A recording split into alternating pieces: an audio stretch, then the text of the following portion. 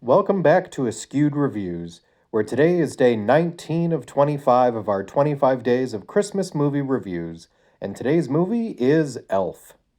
The trivia question for today: what actor made a cameo in this movie but was the star of another Christmas movie?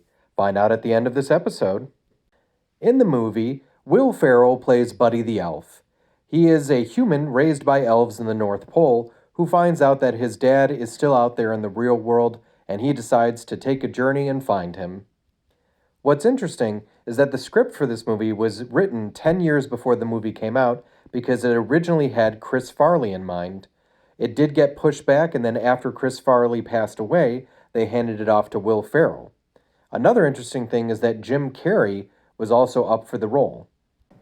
Ed Asner does a great job as Santa in this movie, and Bob Newhart, who plays Buddy's adoptive father, is so funny and so great to watch.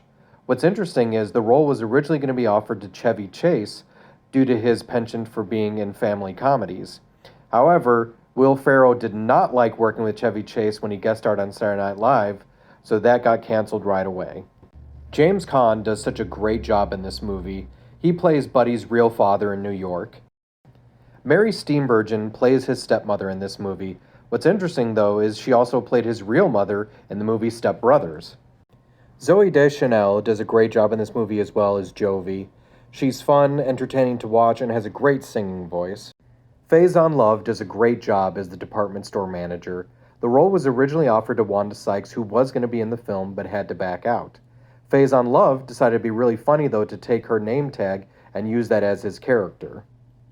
There are some really great cameos in this movie as well, including Peter Dinklage as Miles Finch, who has a great fight scene in the movie. There's also Andy Richter and Kyle Gass, and Amy Sedaris, who plays the secretary. What's interesting is there's a sequence when Jovi says to Buddy, "Did Crumpet put you up to this?" Now, what's interesting about this is Amy Sedaris has a brother named David Sedaris. David Sedaris wrote the book The Santaland Diaries, where in it, he worked as an elf for a Macy's, and his elf's name was Crumpet.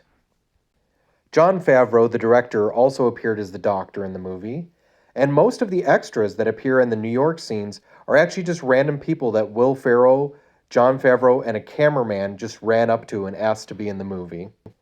The sequences in the North Pole should look very familiar, as they are supposed to be direct rip-offs of the 1960s Rudolph the Red-Nosed Reindeer movie.